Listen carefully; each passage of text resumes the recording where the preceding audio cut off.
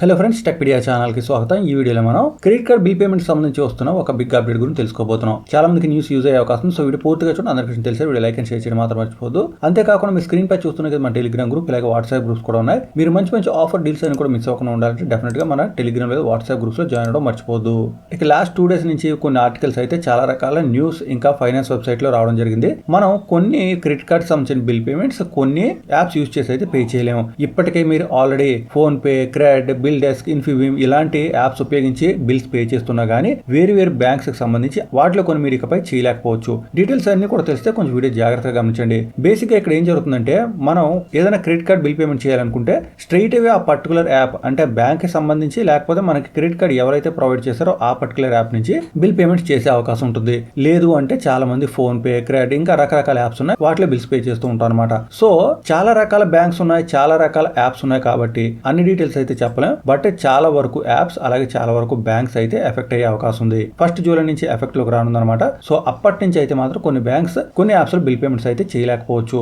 అయితే దీనికి ముఖ్య కారణం అయితే మాత్రం భారత్ బిల్ పేమెంట్ సిస్టమ్. ఈ పర్టికులర్ యాప్స్ లేదా ఆ particular credit card service providers ఈ భారత్ బిల్ పేమెంట్ సిస్టమ్ ని ఎనేబుల్ చేసుకోకపోవడం వల్లే ఆర్బీఐ మొత్తం ఈ క్రెడిట్ కార్డ్ బిల్లింగ్ అంతా కూడా సెంట్రలైజ్ చేద్దామని ట్రై చేస్తుంది. సో అందువల్ల ఇలాంటి ఒక రెస్ట్రిక్షన్ పెట్టడం జరిగింది. సో ఎవరైనా గానీ June 30 వరకు మీరు ఏమైనా యాప్స్ అవి యూజ్ చేసి బిల్ పేమెంట్ చేస్తున్నా July 1 తర్వాత మీరు సేమ్ పద్ధతిలో చేయలేకపోవచ్చు.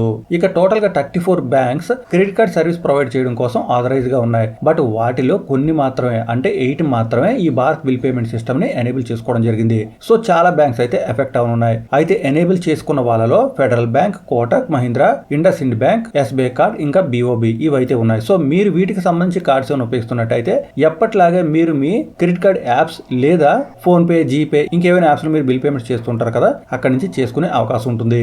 అయితే ప్రస్తుతానికి డెడ్ లైన్ అయితే మాత్రం June 30 గానే ఉంది. బట్ ఈ బ్యాంక్స్ లేదా మిగతా వాళ్ళందరూ కలిసి ఈ డెడ్ లైన్ ని మరో 90 days కి ఎక్స్టెండ్ చేయమని అడుగుతున్నారు అనమాట. సో అలాంటి అప్డేట్స్ ఏమన్నా వస్తే మాత్రం నేను మీకు తెలియజేస్తాను. బట్ బేసిక్ గా సమ్మరీ అయితే మాత్రం మీరు Bharat bill payment system enable చేయని యాప్స్ లేదా క్రెడిట్ కార్డ్ సర్వీస్ ప్రొవైడర్స్ లేదా బ్యాంక్స్ కి సంబంధించి బిల్ పేమెంట్స్ అయితే మాత్రం July 1 తర్వాత చేయలేరు.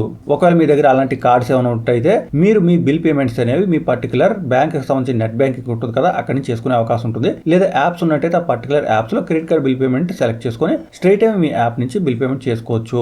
ఏదేమైనప్పటికీ రానున్న రోజులు మరిన్ని డీటెయిల్స్ తెలిసే అవకాశం ఉంది. అలాంటి అప్డేట్స్ ఏమైనా వస్తే మీకు తెలియజేస్తాను. సో ఛానల్ కి సబ్స్క్రైబ్ అవ్వండి. అంతేకాకుండా మన టెలిగ్రామ్ లేదా వాట్సాప్ గ్రూప్స్ లో కూడా జాయిన్ అవ్వడం మర్చిపోవద్దు. ఇక మరొక అప్డేట్ మళ్ళీ కలుసుకుందాం. అంతవరకు సెలవు. Thanks a lot. Thanks for watching.